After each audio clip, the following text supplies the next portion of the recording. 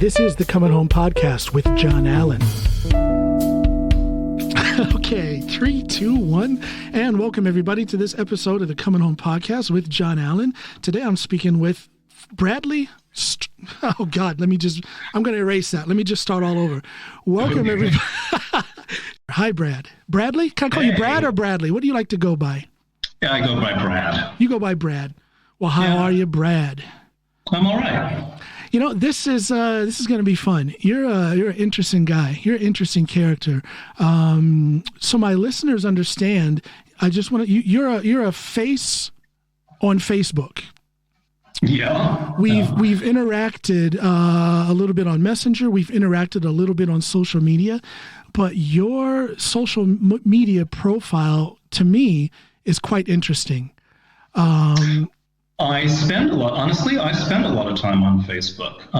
Do you? It's sort of my entertainment instead of TV. We don't have TV hooked up in our apartment anymore. We occasionally, look at Netflix or whatever, but as far as just kind of hanging out, relaxing, I usually do that on Facebook. So yeah, I get pretty busy on it. Okay, so what do you do then for that Facebook entertainment? What are you looking at? Are you watching things? Or are you interacting, or is it a combination? I am definitely interacting. I post some, but I usually spend most of my time on Facebook actually reading other people's posts and getting involved in, whatever debate is being debated. Okay, yeah. Yeah. Now, those debates, are they in the political line? I'm thinking about what's going on back home in our country of origin, the United States. Are they politically oriented, or is often politically oriented or pandemic oriented are the two big ones. Let's talk about that pandemic. Are you a corona skeptic or are you a believer? Neither. I am a gray areaist. Yes, and I think I'm actually quite clear about that. Because I think the realities of the pandemic, the realities of where the science is on the pandemic, as we learn more and more about it, it is just a huge compilation of gray areas. And time and again, one thing that we think we know about it and we think we're quite sure, a few weeks later turns out to be, oh, you know what? That's not so true after all. You know what? Surfaces are not often ways that people get contaminated. That's right. Or maybe we're not wearing masks. Oh, wait, we are wearing masks. And what I think is sad, to me, it's quite, I don't know, not that I'm an expert with pandemics or viruses. I'm just an average guy when it comes to those kind of things. But in my mind, it is not. There's nothing unreasonable. There's nothing nefarious. There's nothing upon which you can build a conspiracy theory if the information changes. I totally agree. That's just the way science works. Right, exactly. You find out things and then you put that information out. And then you find out more things and you put that information out, and it might contradict your previous knowledge, but it's called learning. Right. Exactly. And I think it's a sad thing that people conspiracy theory used to be something that everybody laughed at. Now, if you laugh at it, you certainly can, and I do quite a bit behind the scenes, but you can't really laugh out loud because then you're at the risk of hurting somebody that you know. So many people are falling into the conspiracy theory pit. It's pretty fascinating, and I just think it's shocking, and I feel like it's very new. It is. It wasn't like this 4 or 5 years ago. No. Sometimes when I say something like that, or when I have that kind of thought, I'm thinking, okay, is it because we just have better and more instantaneous information about each other? Is that what it is? Is that we can see on social media that, all of these people are having this thought right now, and all of these people are having this other thought right now, and we learn that so fast about each other in a way that we never did before? Or are we, in fact, just more susceptible to conspiracy theories now than we used to be? I would think that, I guess I'm a little bit disappointed that social media is such a dividing force in society. because I would think that social media, I looked at it from the get-go as something that brought me closer to people. It put me, I'm trying to remember when I started on Facebook, was that like 2010 maybe? And at that point, I was 8 years in Norway, 8 years away from my most of my family and all of my friends. And then all of a sudden, here comes Facebook, and I looked at it as such a beautiful and powerful thing that got me back in touch with my roots, with my American friends, with friends from high school that I hadn't seen since graduation. And I looked at it as such a positive thing, and here it is. It seems to be the catalyst for all things hateful and spiteful and confusing, and it's the foundation of conspiracy theory.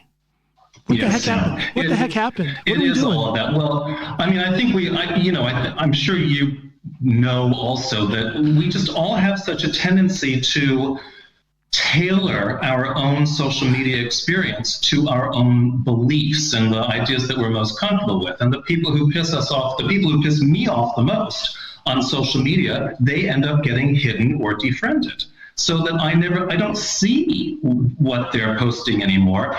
And especially, of course, during recent American political upheavals, I have whittled my own Facebook page that I actually see down to just people I agree with. There's almost no exceptions anymore. Let me ask you this. Let's take social media away, and let's say you're in a work environment. You're at the workplace. During the current political situation, or this most recent election, and you hear the vitriol, you witness the hatred, people diving down that well full of conspiracy theory and whatnot, but you don't have social media. So you're hearing this in real time, face-to-face, live conversations with people. How do you think we would deal with that without, social media? We can unfriend or unfollow or block. Right. How does that translate? How would that translate in today's situation? That's a good question, right? You're in the moment. Are you going to dive into this debate right there by the coffee machine at the office, or are you just going to nod and smile and walk away? Does it color your perceptions of that person who you work with? Does it color them a lot or just a little?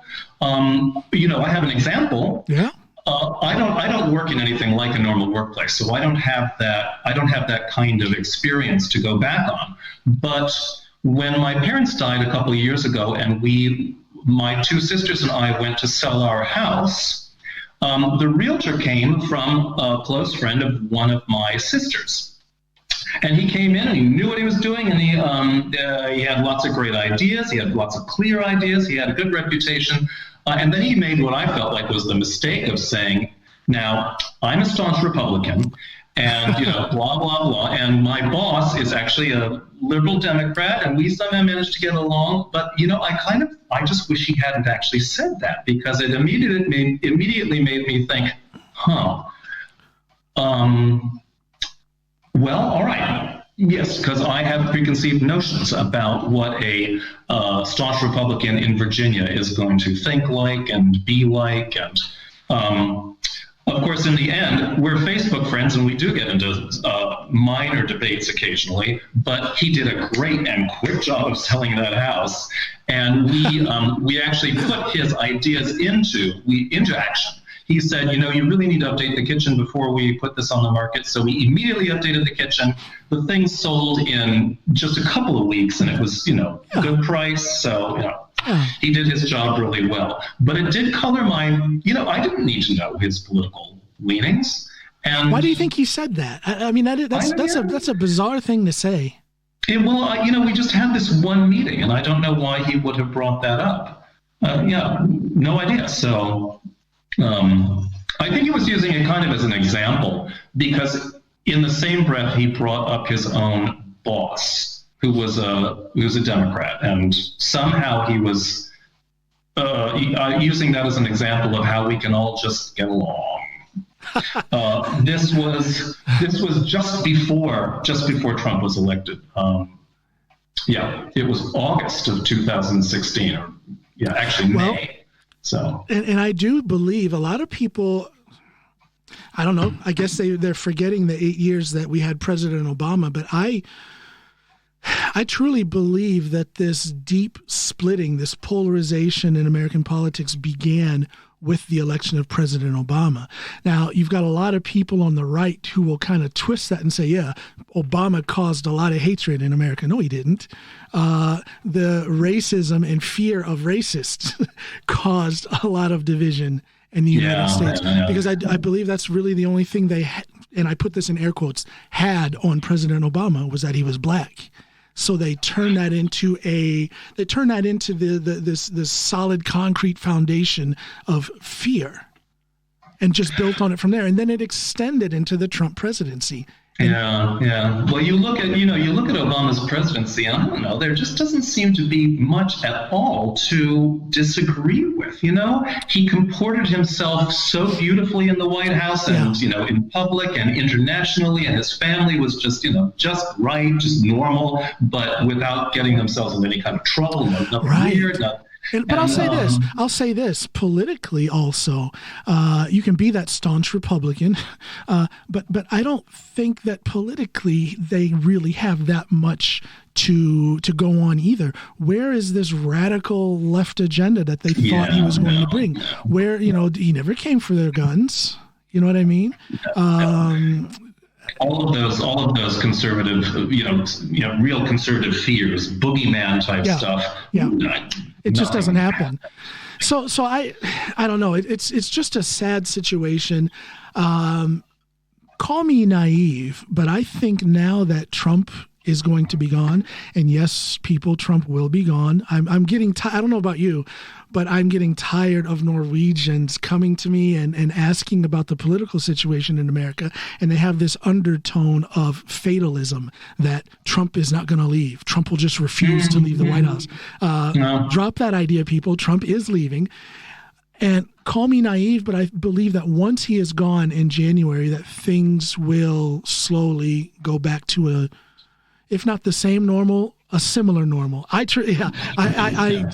fold my hands and pray on that on a daily basis. Right. I do, but I think it will happen. I think that man was so toxic, and I believe that enough people were sick of that toxicity that it's going to make a difference now.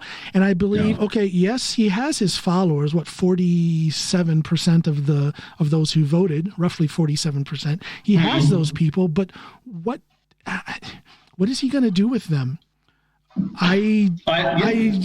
What's his platform going to be? It's going to be hard for him to have a platform from prison. You might have heard that there's some talk of him starting his own network. Now, this is just a theory, some kind of I've heard that, but it's going to be hard to do from prison. Yes, exactly. Yeah, but you're right about, or at least that has been my experience of Norwegians' attitude towards American politics some too. I'm not in a situation where I can talk with many Norwegian folks about this kind of thing, but it did come up a few times, Norwegian folks being convinced that he was just going to win this election. Yeah. And, I never told the future, but all I did do was say, you know what, the polls consistently say otherwise. That's all I can tell you. The polls say otherwise. And the polls got it mostly right, despite the fact that for some reason, there's a lot of real bad press about the polls this time around. They didn't hit the mark with the Senate. Well, but, I think that the people who are these people who live and breathe the polls, I think they were a little bit quick with their summary of the polls. They didn't wait until all of these mail-in ballots were counted. Right. I had a gut feeling all along that there was going to be an amazing amount of mail-in ballots. And there were. We see how long it took to count them. So I was pretty calm. Had you heard about what they called the red mirage before the vote happened? I had not heard about that. I only heard about it afterwards. And it's like, oh, what a perfect description that is. That's what it was, because for the first several days, it just looked red. And I couldn't believe that there were still people saying, they're still counting votes in Pennsylvania. And I'm like, Pennsylvania? Trump is ahead by a mile in Pennsylvania. And in Georgia, Trump's ahead by a mile in Georgia. But he won them both. It actually happened, He snuck up by those mail-in votes. I had a gut feeling all along. I was relatively calm. I was doing, I did a lot of media the week of the election, leading up to it, and then a couple of days afterwards. I was on a radio program with NRK, and the lady who was interviewing me kind of tried to push me into that fatalistic Trump is going to win. Look how far ahead he is in Michigan, in Georgia, in Pennsylvania. Yes, and I stuck to my guns. I said, "You gotta wait. Nobody is comfortable right now, but you have to wait because these mail-in ballots are going to be there's going to be a phenomenal amount." And sure enough, that's exactly what happened. Sure enough, I was actually, very unusual for me, but I was actually watching Fox and CNN So was I. While the whole thing was happening. Yes. And Fox went out on a limb and actually gave Biden Arizona. They gave before Biden anybody else did. Yeah, I was just going to say they gave Biden Arizona long before CNN did. Yeah. So, I thought that was interesting. And then they felt like they had to defend it, and they did. They had sound reasoning behind it, and of course they were right. So it's going to be quite interesting to see what happens with Fox when they no longer have Trump as a figurehead. We'll see what happens. Who are they going to worship now? Yes, right. But good question. You can't worship Mitch McConnell. Oh gosh, that guy. Oh, that's a whole podcast in itself. Mitch McConnell. You said something a couple minutes ago. You said you're not really in a position to discuss these political things quite often with Norwegians. That's right. How so? Because I'm not in places where I chat with Norwegians very much at all. You may know that I work at the American Lutheran Church here in Oslo. I'm the organist there. Yes. So that's just almost entirely Americans. And also when I'm there, I just don't spend much time chatting with people. I go in, we have a short rehearsal with the choir, we play the service. Maybe I go downstairs for coffee, but we haven't been having coffee hour for months because of, social distancing.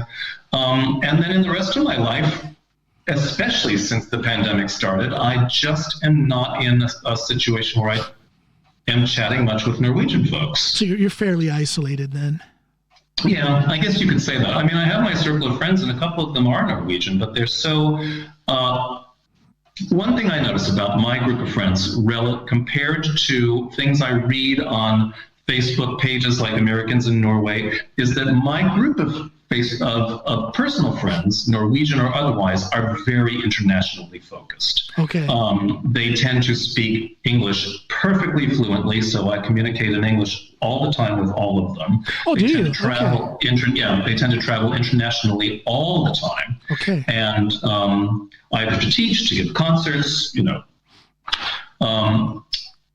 and so, yes, so it's really a very broad and international outlook that I share among my friends. And so I'm a little bit surprised sometimes when people describe, the bulk of the Norwegian folks that they know from work or from their town, and maybe out on the west coast of Norway, in a fairly isolated area. Folks seem to be quite different out there than what I'm used to. You live in Oslo, correct? Pretty much in the middle of Oslo, or you're on the... Yeah, right out that window is Bislett Stadium. Okay, yeah. So we're very, very, basically downtown. I can walk to the palace in 5 minutes. Well, I live in a big city now, but most of my time in Norway has been out in the districts. First in Hudum, if you're familiar where that is.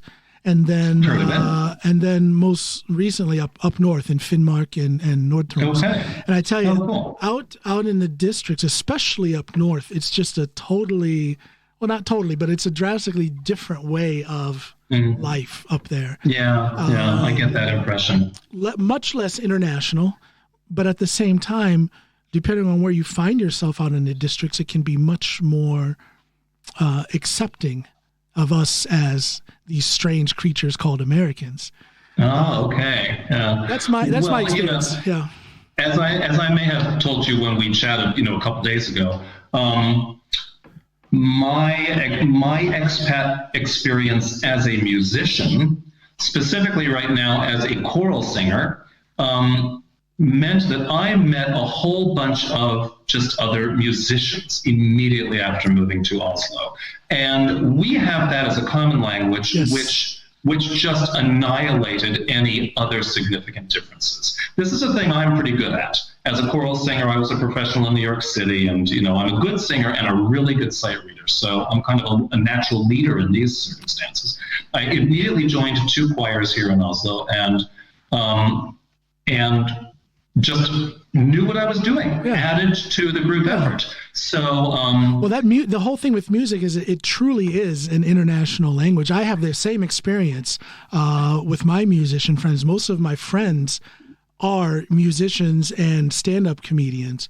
And I tell you, and they are the most. It's a true family atmosphere, where one finds acceptance through that common thread, which is music or performance. In the case of stand-up comedians, it's a great community to belong to. Yeah. Absolutely, and then especially with you being in Oslo. What a great music town. Drammen, where I am, is a great music town, but Oslo. Oh, you're in Drammen? Okay. Yeah, I'm in Drammen. And I say, unfortunately, I want to get back out in the country. I tell you, I'm not a city person. Not at all. Yes, you know what? I listened to half of your interview with Eirik, another stand-up comedian. Eirik Sørvik, yeah. Yes, quite a long interview. I listened to part of that, and you said that you were not a city boy, and that was interesting to me. It's like, okay. No, I am born and raised out in the country in Ohio, and then coming here to Norway and spending so much time up north. That's where my heart is, up in northern Norway. That's way out there in the middle of nowhere. Things are quiet. Everybody. That's more my speed. It's great living where I am now because of my music, because of my opportunities to get on stage. That's a good thing. But if I could have that out in the districts somewhere, I would be a much happier person. Okay, yeah. But really, I assume you have to be somewhere pretty urban to have many opportunities to do stand-up. And that is true. When we were living up north, I was so out of the loop. Well, actually, I take that back. I got a lot of writing gigs while I was up north, and that you can do. What kind of writing gigs? What do you do? Oh, wow, man. I do a lot of songwriting for a lot of different bands. I've probably got at least 150 songs that are published, on albums for other artists. I don't know how much I'm allowed to say, but I am currently in a writing project with Jonas Fjeld. I hope he doesn't listen to this and get angry, but and I can say this: I have written already one song for Jonas Fjeld that's been put out. Cool. So it's an advantage being a musician who has a main focus. I'm sorry, I'm mixing Norwegian with English. Yes, a main focus on the as a lyricist, as a songwriter, and Norwegian artists who want to write English, have English lyrics, come to me and I write for them. So that's a lot of fun. I wrote a country album for a Norwegian artist, and I don't know the slightest thing about country music, but I wrote a country album. So I'm all about stretching myself out and taking that step into the unknown. No, that's neat. Did you listen to a lot of country music when you were doing that to get the feel for? Well, no. I basically just listened to that artist's little sketches of songs that he had sent me that he wanted to write. So the feeling was already there in the pieces of music that he sent me. So then it's just putting my mind into this, because I wanted the lyrics to be a story, a thread going through the song. So it's just putting put on a cowboy hat mentally and start writing, and it worked. It was a hit. Cool. Yeah. So we share that in common, that music thing in our life. But you do it's almost my entire life now. Because you're playing at the Lutheran Church in Oslo. I play at the American Lutheran Church here in Oslo. And that's actually a secondary job as far as income. Every year I actually make most of my income playing funerals in the in the various official right, or sort of public municipal graveyards around Oslo, of which there are maybe 5. Each has its own chapel with a nice, a nice or not so nice organ. But anyway, these are the places where most of the funerals in Oslo happen. And though I don't have a contracted job, I sit at the very top of the substitute list when they need a substitute. So. Interesting. So sometimes I'm very busy, and sometimes less so. But I would imagine actually provides 2/3 of my income. I would imagine that's very lucrative. And when you say it provides such a large amount of your income, I'm sure it is lucrative. Yeah. Yeah, it's pretty lucrative. Yeah. For time involved. Yeah, yeah. I was invited, or asked rather, to sing at 3 weddings. No, I'm sorry, not weddings. Funerals. I mix them up all the time. Same thing. I don't know. I've been asked to sing at 3 funerals, and I just did like an a cappella gospel song type of thing, and I did it for free. These were for friends, and I got a tip from a musician friend of mine. I never did anything with this advice, but he strongly advised me to somehow market that, because he was talking about how lucrative it can be to perform, and especially I'm a black guy singing gospel at a Norwegian funeral. People that's a little special. That's a little different. It's that would be very cool, especially since they use some of the more common American spiritual songs in Norwegian funerals. It's not uncommon at all. They do. So there could be a market for that. It could be. Like I said, a cappella. I'm raised in a black church, and that comes through in the performance, which makes it a little bit different than what they're used to here in Norway. Yeah, I think when I play, especially Amazing Grace, which comes up in Norwegian funerals all the time in English, but I think I play it like an American with some extra jazz chords and some, a transposition into a higher key halfway through. So where'd you get your music background? Have you studied music, or is this just something you? Okay. Yeah, I studied piano since I was 9, which actually is kind of late for somebody who ends up as a professional keyboard player. And then cello from about age 13, and voice starting when I was in college. And then each one has sort of been the top one for some period of my life. For a number of years after college, it was singing. Mostly actually in churches. I was singing up front at the podium in the National Shrine of the Immaculate Conception in Washington, D.C., in St. Patrick's Cathedral on Fifth Avenue in New York City, at the United Nations Church. I had some really high-profile singing gigs. Those are some very high-profile gigs. Yeah, it was cool, and there was TV stuff too. Yeah.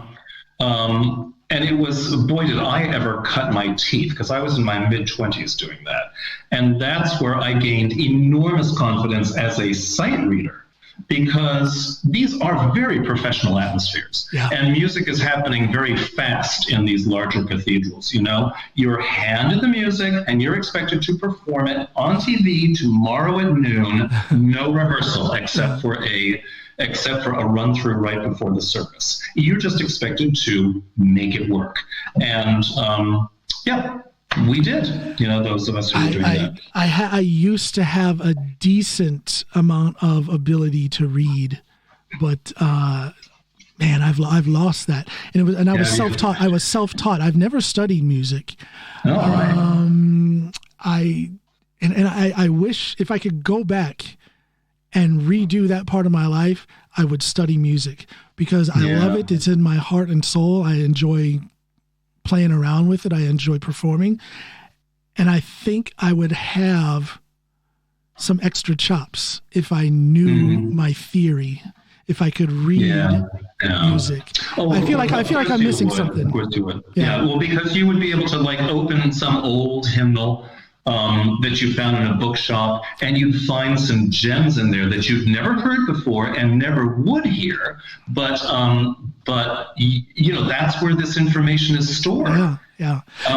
Now I could do that. I could take an old hymnal and sit down at the piano and I could hammer it out. But I'm talking about using, give me a total of maybe 36 hours to work through one song by reading, and then I could do it. So that's the level of my reading right now. Right. Okay. So we're in different camps because because I can just open the thing, completely never seen it, and play it exactly as it's written, and hopefully about halfway through the first verse understand the style, so that I can then modify and just really play it. Well, if we were a duo and we were trying to book something, we couldn't do that 24-hour turnaround you were talking about. We would need a little more time for me. I think I'd be holding you back. Because I would make some kind of video for you of me just singing in a plain way the melody, and you could get it in your ear right away, and we could do it. Yeah.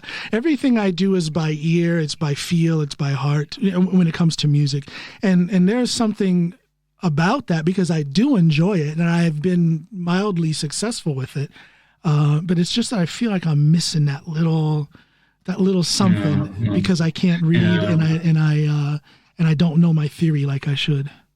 Yeah, it would add a level of security to your, at least to your earliest rehearsals when you're working on something. If you could read, makes a difference. And I depend on it so much because saying this for the public, I never practice. I just go in and do it. But people who do music at sort of in sort of the realm that I'm in, we have a tendency to do that. There's very little actual rehearsal going on for church services or for weddings or funerals. Just rare. My first band I ever played with here in Norway. This is going back to like 2004, 2005. We actually played quite a bit. These are guys who I want to give a shout out to Knut Ingolf Brenne, who is one of the best guitarists I've ever heard in Norway. And this guy is he's well learned. He knows he reads. He went to I cannot remember the name of the school, but some sort of music school in Kristiansand here in Norway. He was the guitarist. There was a bass player, Thomas Fritze, who is also a fantastic musician, multi-instrumentalist, very good at reading, and then a couple other guys in this band. And I remember, and I was the one who was coming with the music. I had written all of the songs, all of my solo songs. So I bring it to these guys so that I can turn it into a live project. And I guess it really hit me in the face in a positive way, how I was missing that theoretic background, that scholarly background when it comes to music, because those guys took a song that I already liked and was already good, and they just lifted it, a couple notches higher because they know, and they throw in a suggestion about a chord change or about an arrangement and whatnot, and it's just it makes a difference. It does make a difference. It also speeds up the process. When you're absolutely. working with professionals who really know Absolutely. what they're doing, you can get to a very good project, a very good product very quickly. Yeah, absolutely. Yeah. So it's that's one part of your life. This music. This music world we're talking about. Now, you are also something of an artist. I've seen some paintings that you've done. Yeah. I saw that you had liked a couple paintings on Facebook. You're a talented guy. Thank you. You've posted some good works there, man. That's some good pieces of art. Yeah, thanks. This has been the silver lining on the pandemic for me, because I painted with a lot of interest and passion and a lot of personal study in the early 90s, when I was right around the age of 30, and loved it and did manage to paint some pictures that I still really like. And then in 1995, I completely stopped for no particular reason. I just stopped, and I didn't pick it up again until March of this year. I've been talking about it for several years, but that's a long layoff. 25 years. Yeah.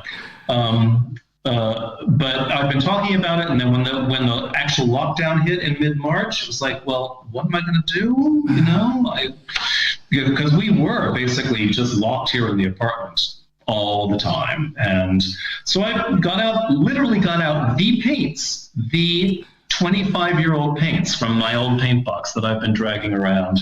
Because, okay, that's good that let me just jump in here real quick. I'm so glad you said that, because my wife used to paint. Shout out to my wife, Snoopy. Hello, Snoopy, if you're listening. She used to paint. And here, maybe 2 or 3 weeks ago, I voiced my desire to start painting myself. So she pulls out all of her old stuff and she says, okay, here you go. Here's my paint. And my first thought, I didn't say this to her, but my first thought was, this stuff's like 20, 30 years old. Is this paint any good? Yeah. But it is. Yeah. I can still use it. It is. It's such a surprise, right? And you can get that cap off, which sometimes takes 2 wrenches and 2 people to get it off. But it's usually fine inside. So every picture I have painted, 16 pictures since March. Wow, you're productive. I have. It's been whipping them out. I've been painting with these old paints that are now oil-based. Oil paints, yeah. They've got to be probably 28 years old, because they weren't, I didn't just buy them the day I stopped painting. I had them for a few years. So, yeah, it's amazing. They're still fine in those tubes. If I don't get anything else out of this podcast, at least I know I can go ahead and use Snoopy's paint. So thank you. You can.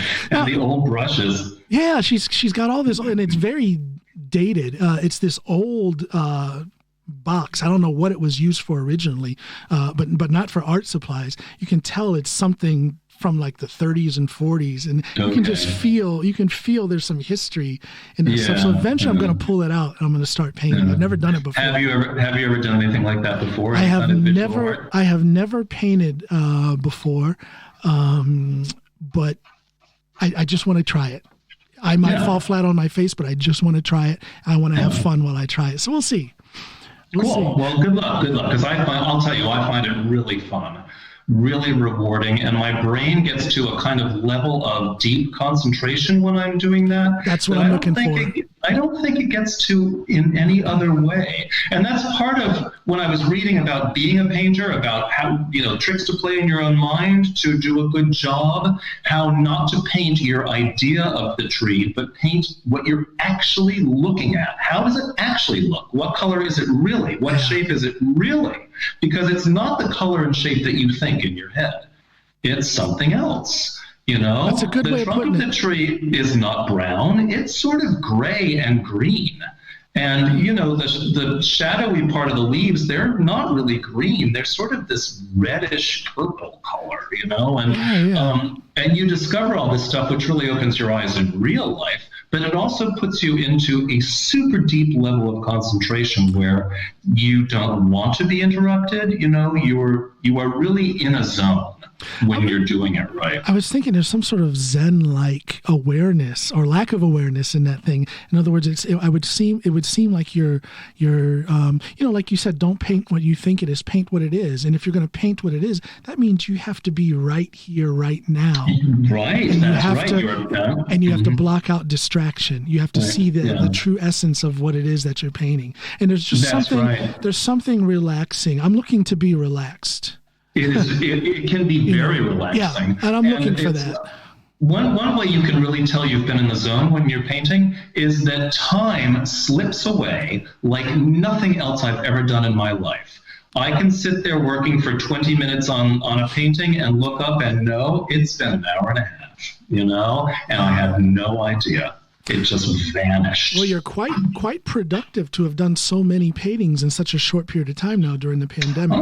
Well, I have a lot of time, and I'm pretty inspired. But also, I am one of my goals now is because I want to be able to paint landscapes. I want to be able to paint landscapes that I like. But I just know that I, as an artist, am going to be somebody who turns out paintings quickly because that's how I want to do it. I want to keep it brushy. I want to make an effect in a quick way with the brush that looks real and looks right to me, but that is not labored. and it's not really, it takes a lot of time. That's kind of how I approach my songwriting, or at least the lyrical side of my songwriting. I don't like it to be, for the most part, when I write a lyric, the first draft is it. I don't like to go back and rethink it, because this is what I wrote because this is what I was thinking and feeling at that time. Why would I want to change that? Right. You know, that beginning inspiration sometimes hits the mark amazingly well. Yep. So I see some similarities between writing and painting, and I just want to explore that. Okay. Yeah. What was I about to say? I was going to say a similar part of my life when I was conducting a high school choir, sort of an inner city high school choir in North Manhattan at a Catholic girls' high school. We made a couple CD recordings, and as we were making those recordings, and then later I went back to edit, it was interesting how often the first take was the one we went with, you know? And maybe I thought there was a little glitch here, or maybe I thought there was a little something that could be fixed over there, and we would do it a second or maybe a third time, and then I'd listen, it's like, nope. It was the first one. That was the one. I am a believer in that approach to music recording as well. You know, I have a lot of musical influences and heroes. Prince is probably my biggest musical hero. Stevie Wonder. And people, when they think of people like that, they're thinking they are more refined, you know, a deeper effort at top production. But then on the other side, I love Neil Young.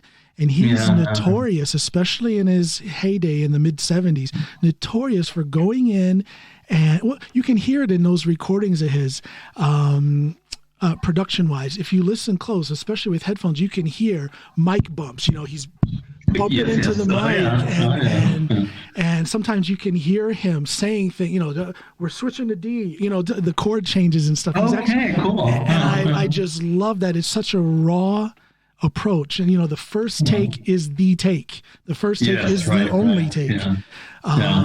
For those who are listening, go on his what is that album? Homegrown is the album. I can't remember the name of the song now. Let's see. Hold on. I'm gonna tell people something really cool here. Let me just pull this up.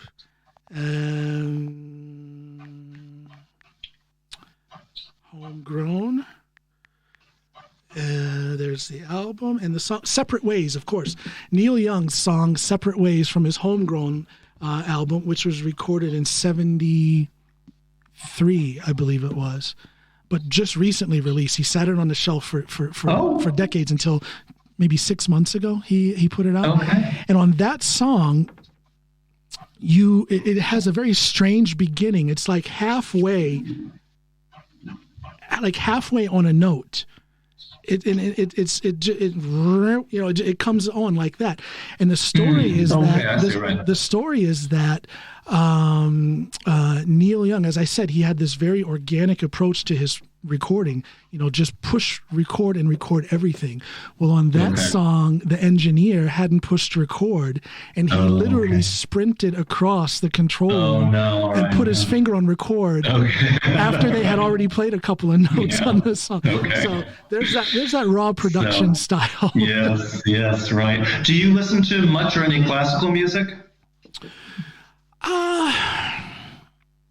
You know, I used to, surprisingly enough, when I was active duty U.S. Marines, when I was in Okinawa, I listened to classical music. I had an Okinawan friend who was a classical music aficionado, and he gave me all kinds of CDs with some of the strangest. Have you ever heard of Kitaro? He's a Japanese musician. He's more, if you could take classical music and put it into modern times, that's what he's doing. I know the style. So his name is. In fact, I may indeed know that. So from listening to you know, regular classical, you know, truly classical music, it kind of brought me forward into this modern classical style. But I've since I've been away from Okinawa, I've kind of dropped it. Okay. Well, the main reason I asked was just because you were talking about, I think it was Neil Young, who you can hear talking in the background. Yeah. If you've heard of the pianist Glenn Gould, have you ever heard of him? No. He's an American pianist, a very eccentric guy, really very famous in his circle from like the 1950s. Put out lots of albums, especially lots of Bach. But what's interesting and weird about his albums is if you're just lying, on the couch listening to him play Bach, you can clearly hear him singing along and mumbling along, and he's famous for this. I was in college the first time I heard it, and it completely freaked me out because I didn't know that he had a reputation of doing this. And I was alone in my bedroom listening to this thing, and it felt like there was somebody else in the room singing along. My eyes flew open. I was like, what the hell am I hearing? Wow. And it's just him recorded on the album, singing along with his own. So he was really feeling it then. Yeah. He was a very eccentric character. I think, he might start raving mad at the end of his life. But I strongly suggest that you check out Guitar. I can send it to you afterwards. There's a link where you can go on YouTube and watch his performance of. It's almost like an opera. Where this guy is performing, and he's very physical. He's mainly on the keyboards, and then he has his band members, but he's very physical and gesticulating as he plays, and he had this long black hair almost down to his ankles, and just so it's a visual as well as an auditory experience to watch him. Did you say he's Japanese? Japanese, Kitaro, Kitaro. Yeah. I'll send you a link to the YouTube performance. Yeah, do that. That'll be cool. Yeah. No, I don't know. Music is in me. Performance is in me. Whether it's music or doing stand-up or doing this podcast, I just like these different forms of self-expression. Yeah, well, obviously that's a big part of my life too. Yeah. Especially as a musician, because I perform professionally on 4 different instruments. Piano, organ, cello, and voice. Yeah. And the 4 of them have given me this huge range of different kinds of stage experiences. Yeah. Solo in every type, small ensemble in every type, large ensemble in every type. I sang with the Philharmonic Choir for a number of years. I've played cello with large orchestras. I have played keyboard in fairly large orchestras. So just lots of a very dense wealth of experiences. So when you came to different kinds of music. So when you came to Norway, did you know you were going to be working with these things, or were you unsure about I did. So that was the plan. That was the plan from the get-go? There was a plan from before the get-go. Before the get-go. I had set up these auditions with the Philharmonic Choir and with Vestre Aker kammerkor, both here in Oslo, before we moved.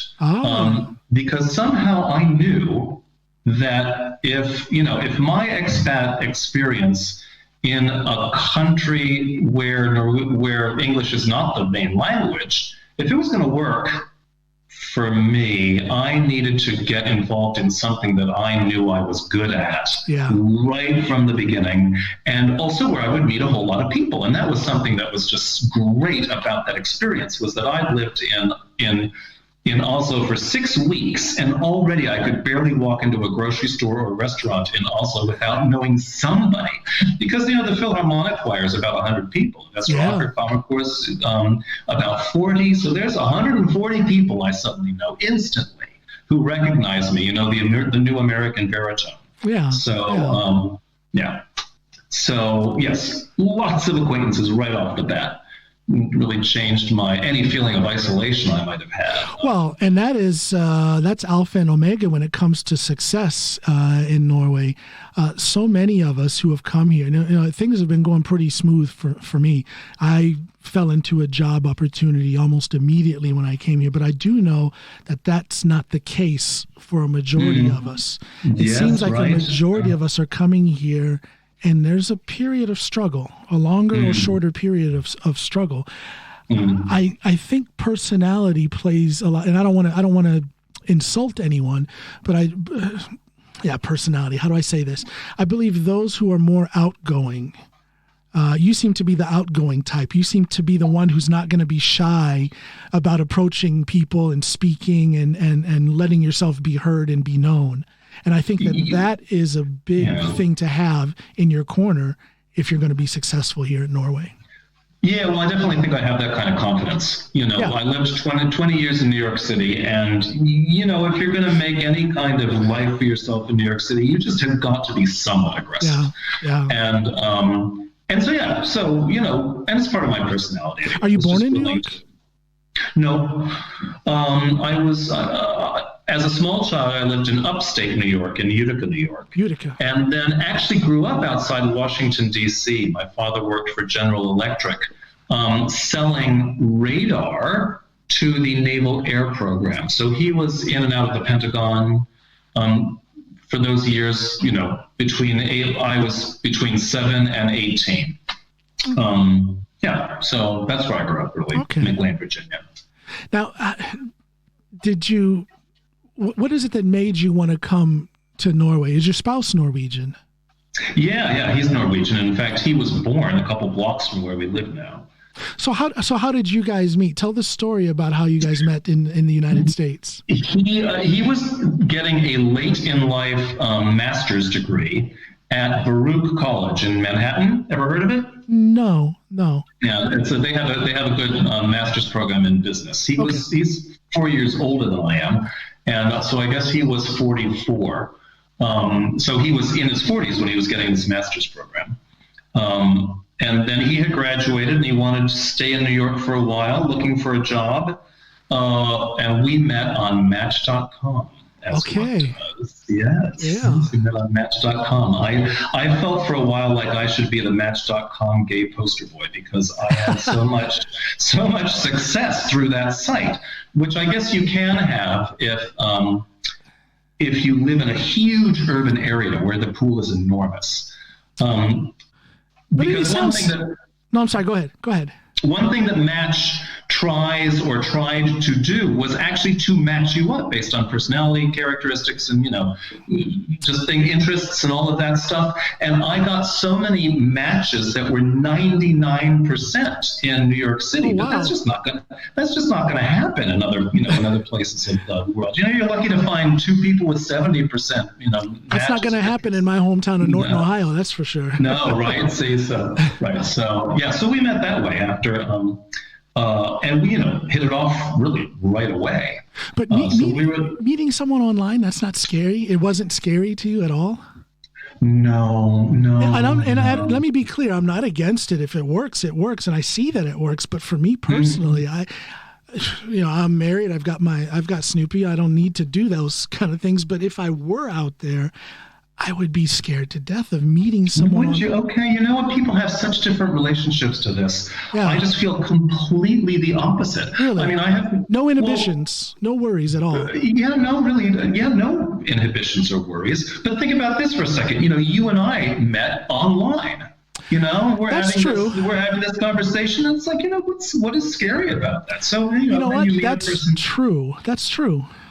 You meet the person face to face after you've had some kind of communication, and for me and Trond, we had a month of lots of written communication before we actually met, and it turns out that he is a really, really good writer in English.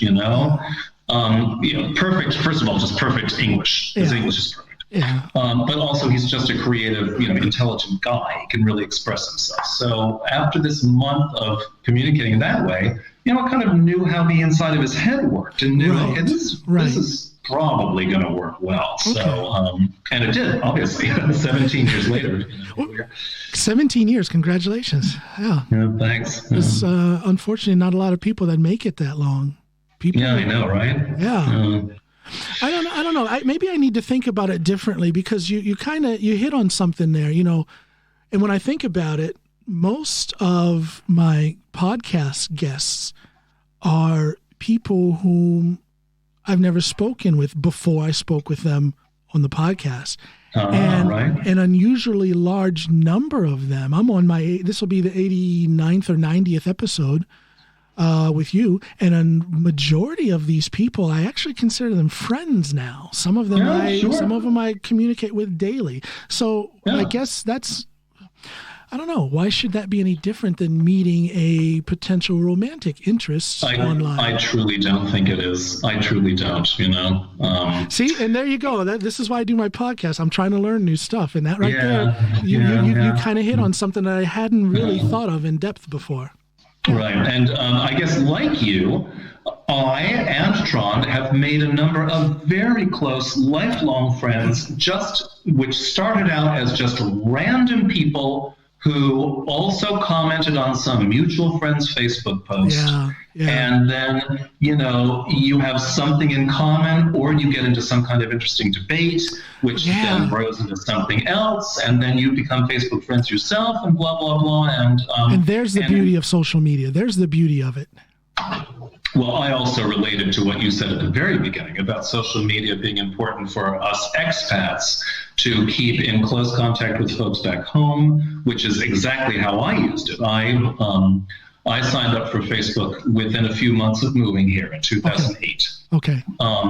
And it's been great for me. It's just been great staying in touch with people back home, and also exactly like you said, finding old friends or old acquaintances from school, and either rekindling old friendships or starting completely new ones with people that I didn't really connect with in school that do connect with now. So, I've had all those experiences. And there's something beautiful about that. There's something to be said for social media, because things like that would not happen if not for social media. Yeah, that's right. That's right. A lot of people use it for the wrong thing, but many of us are using or finding some sort of comfort or some sort of an avenue to a betterment in our life through social media. It absolutely works that way for me. It has worked that way. And when I start listing in my head the number of good friends who I have met through different kinds of social media, who, you find some kind of connection online, and then it turns out that the connection is even equally strong or stronger in person, and you have a new, really good friend. A good example of that is probably was for a couple of years. I would chat from time to time back and forth with Tiffany. Tiffany, you've had some episodes with her. Yes, Tiffany Troutman, of course. And then that for me, that turned into I look at her like a sister. I call her my sister, Sister Tiffy. She's been here to our home. She hit it off real well with Snoopy, and we do. We need to bring back the Tiffy Tuesday. We had a Tiffy Tuesday series on my podcast. God! Oh my gosh! I have to go find some of those. I tell you, it's that right there. Shout out to Tiffany Troutman. That right there, and I'm getting chills as I say this because I truly mean this. My friendship with her is an example of the good that social media can do. She came at just the right time. She's a little harsh. She's a little outspoken, but she has on the other side of that, or infused in that harshness and that boldness, is a soft heart, an incredible sense of humor, and it's something that lifts me up. Every little interaction I have with her, whether it's a quick chat online or whether she's here doing a podcast episode with me.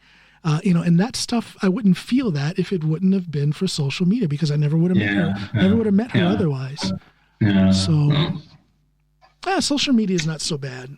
It's not. No, not so bad at all. Have you ever met Rick Sherman? There's a famous name from You know what? Rick is also somebody. He's one of those people through social media who I admire, and he makes me curious. I'm going to ask him to be on my podcast. I love his thought process. He seems extremely intelligent. He's very funny. I love his sense of humor as well, and I'm going to invite him on my podcast. Absolutely. Yeah, no, that's my experience of him too. We've been, Facebook friends and had just a little bit of private communication through the years, and he's just one of these really smart, really good-hearted, and very funny people, I think. Yeah. He seems like a great guy. A great story about Rick. Oh my God, what was it? It was so funny. I posted something on Facebook, and he's a personal friend by this point. I wish I could remember what it was, because I won't be able to tell the story very well, but it had something to do with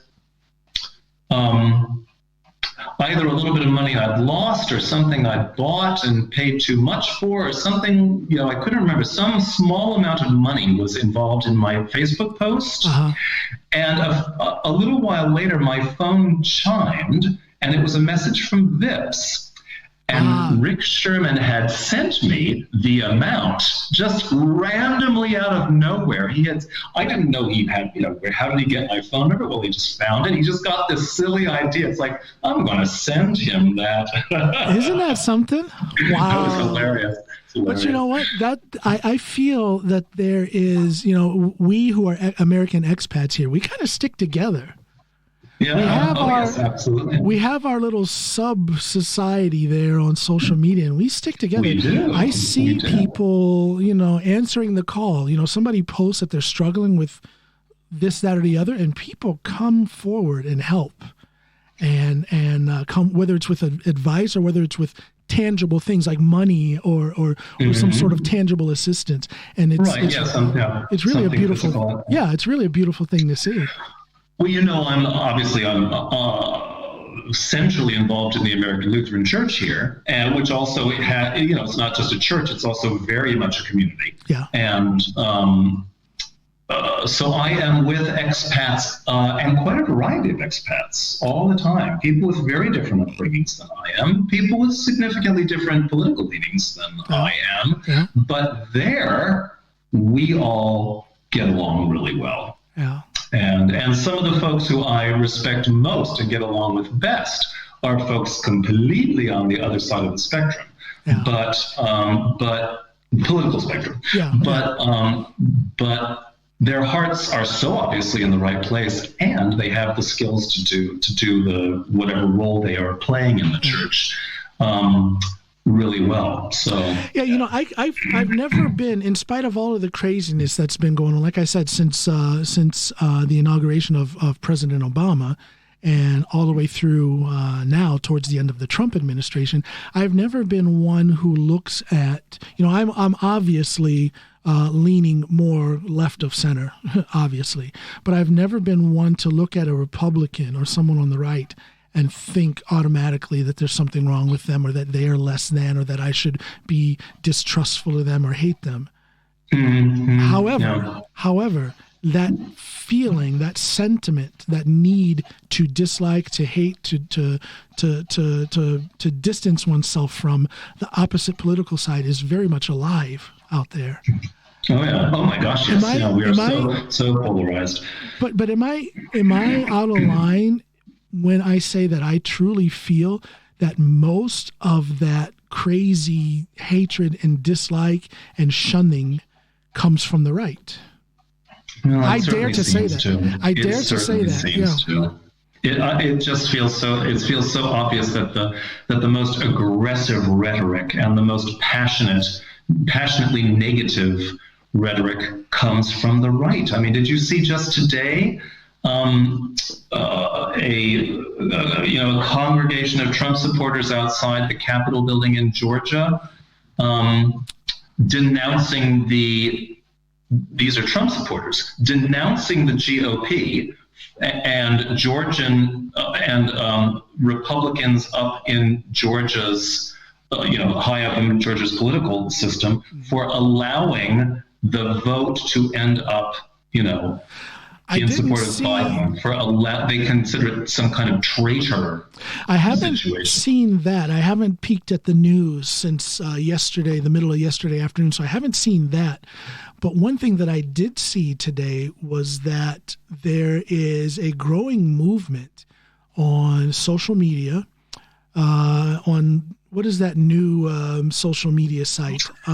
Parler. Especially there, but also in more mainstream social media. There's a movement where people on the right are saying It's a new conspiracy theory. Don't vote in the Senate runoff in Georgia. Don't do it because it is a CIA plot, an FBI plot, and a general left-wing plot to document everyone who is right-leaning. They're saying that there's, and people, yeah, exactly. For God's sake, and they're saying things like, "Why should we have to vote again? We already had that Senate vote," and they're just totally ignoring the whole process and the whole reason, legal reason, and uncontroversial reason as to why there is another vote, a runoff. They're totally ignoring that, and they're just saying this is a plot. And I'm wondering, maybe we shouldn't say too much about that. Yes, exactly. We're just going to let this take care of itself. But it's amazing. It is amazing that's the kind of information that is being pushed out there. It's absolutely amazing that level of acceptance of conspiracy theory is alive and well. It's fast, but I truly believe that the catalyst for that is Donald Trump, and I do believe that when he is gone, we're going to see a lot of, maybe I'm naive, but we're going to see a lot of this disappear. Really hoping. And oh my God, if those 2 Senate seats go Democrat, I believe that we will have some degree of renaissance. Some degree of renaissance. I truly believe. Here is hoping. Oh my gosh, that would be so great. I have low hopes about that one, but we'll see what happens. It would be so great. Oh my God. Let me ask. No, I'm sorry. Go ahead. What were you going to say? Oh, I was just thinking. Another example I have heard of folks on the right having just very, very foggy ideas about how all this works. Is this idea that, just wait until this current back and forth with the presidential election gets to the Supreme Court. Wait till it gets to the Supreme Court. I'm like, what's going to get to the Supreme Court? Exactly. What are you talking about, right? This is not Florida in 2000, where there was the one situation in one state and the entire election revolved on that state. Completely different situation right now. See, here's the thing. These cases that Trump and his cohorts are bringing to court, it's not that there's been any worry that they're going to go through in his favor. These judges are calling it out for what it is, a bunch of BS with no foundation in fact whatsoever. Judges are using terms like that, no foundation in fact whatsoever. Pretty harsh criticism from a judge in Pennsylvania yesterday or the day before. Yes, And it really, I think it's sad that in the face of that rejection of rhetoric, in the face of that rejection of that movement, how can people still support that man? And it's a legitimate question, and I try to ask that question, that hypothetical question, without any malice or distaste, but I truly cannot understand why people support that man. I don't get it. I truly don't.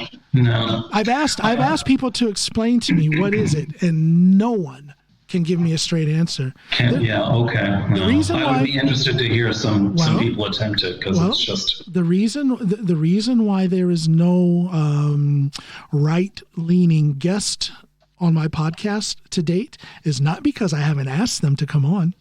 Oh, okay. People won't come on. They don't want to have, and I'm a pretty smart guy, but I'm not like one of these professional political pundits.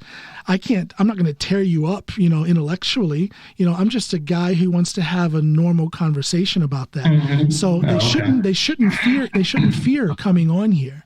So I don't think it's fear. I think it's that they know deep inside that they just don't have anything to go on. They don't have any facts. Not right. Yeah. Yes, right. No. There certainly aren't facts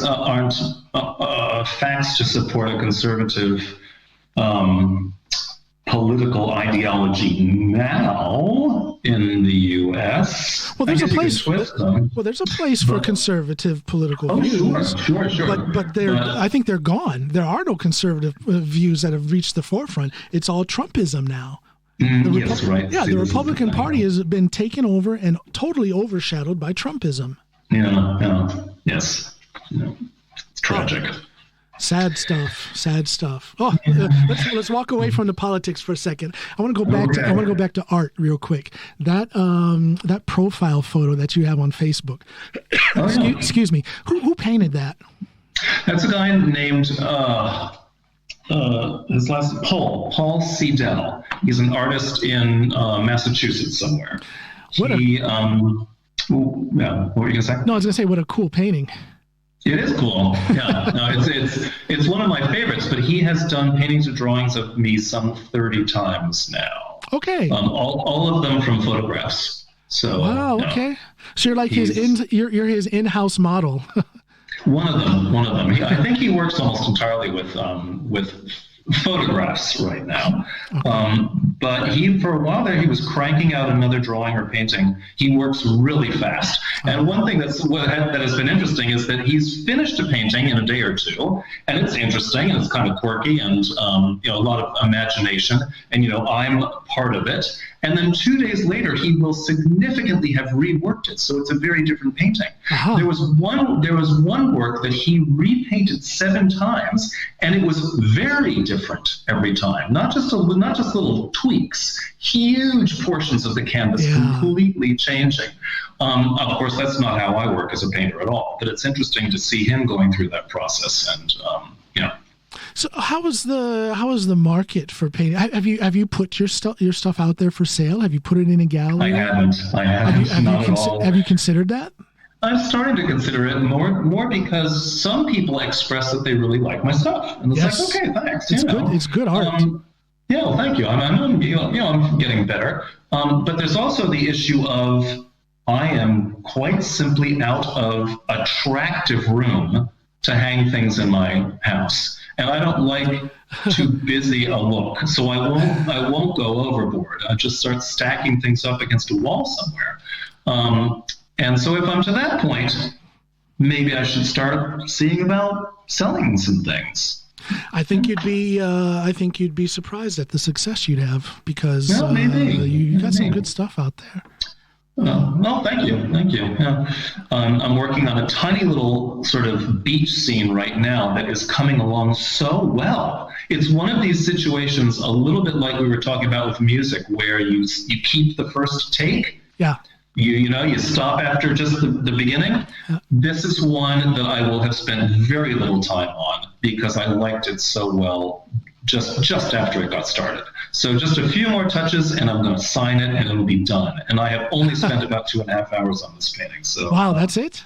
Yeah. Wow. It's a good one. You'll see it on Facebook before long. Oh, I'll be watching for it, man. Yeah. I'll tag you. Yeah, do that, please. Acting. I watched that little short snippet from the. Yeah, that was very cool. Yeah, thanks. How did you get into that? Well, into that show specifically? Into acting in general. Have you been in other pieces or films? Not since I moved to Norway. That came just through an advertisement on one of these Americans in Norway pages. I'm not sure which one. Yeah. That was looking for somebody like me, a Native American or English or British English speaker, a guy in my age group. So because the pandemic was in its first couple months, then there were no face-to-face auditions. So please just make 2 short videos where you improvise this basic scene in 2 different ways. Okay. So I just did that. I did the 2 videos. I sent it in. I didn't hear anything for months.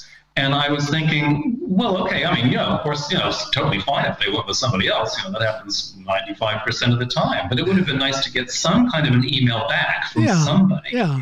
And then Friday in early June rolls around and I get a phone call. Can you be on the set Monday? It's like, yes, it would have been nice to hear a little something a little bit before now.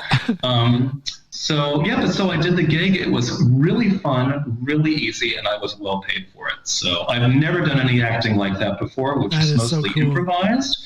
And we did the short scene about 15 different times because they use single cameras. So the camera, we did 3 or 4 times with the camera here, 3 or 4 times with the camera here. Yeah. And then they splice them all together and they make this short scene up. Yeah. Oh, cool. That was cool. It was really fun. That's that is so cool to get into that. I've been frustrated. There was a campaign that for those of you who don't live in Norway, there's a grocery store chain called Rema 1000. And they were doing, they have their barbecue, grilling products. So and this is going back maybe 6 or 7 years. And so it's grilling season, it's barbecue season, summertime in Norway. So they come with this campaign for these products, and Texas style barbecue was in that marketing plan.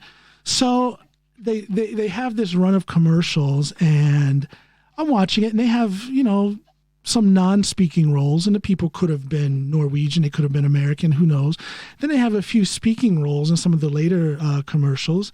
A white guy, white lady speaking American English, probably an American, but could have been a Norwegian who was quite capable of speaking an American American English. And then there was this commercial with a black guy. And when he spoke his English lines, it was obvious that he was an African. Oh, okay. But he's supposed to be. But it's supposed to be because they're going for this Texas thing, and I'm like, okay. No, I love my Nigerian brothers and sisters. There can be Africans, there can be Nigerians in Texas, but of all of the black men that I know here in Norway, and they couldn't get one of us. Yeah, they could have. That kind of crushed my idea, my dreams of getting into any acting roles here, because they will probably pick an African instead of an American. Even though the role. I mean, if the guy is supposed to be an American black guy, you've got to. I just thought that was but I thought that was so cheesy. It's well, they could have gotten away with it if he was supposed to be from New York. For example, because of course we're used to all accents from New York, but other places. And there could be an African. There could be Africans. I'm sure there are Africans in Texas, but come on, come on. Yeah, no, you could do that. Norway, gotta love it. Yeah. Hey, man. You know what? I have a cello student coming in a few minutes, so I have to. Let's you go ahead and boogie. I want to thank you for doing this. This was as fun as I thought it would be. You have an interesting life. You're doing a couple of things that are quite similar to things that I'm either doing or am interested in. I think I'm going to start painting relatively soon. I will send you. Oh, cool. I'll send you some shots of the thing. Please photograph them and put them out. I will definitely do that. Hey, this is step 1 in our friendship. Yeah. Look forward to the continuation. Well, listen, thank you so much for doing this, and take care of yourself. Thanks, John. My pleasure. Bye now. Thank you and goodbye.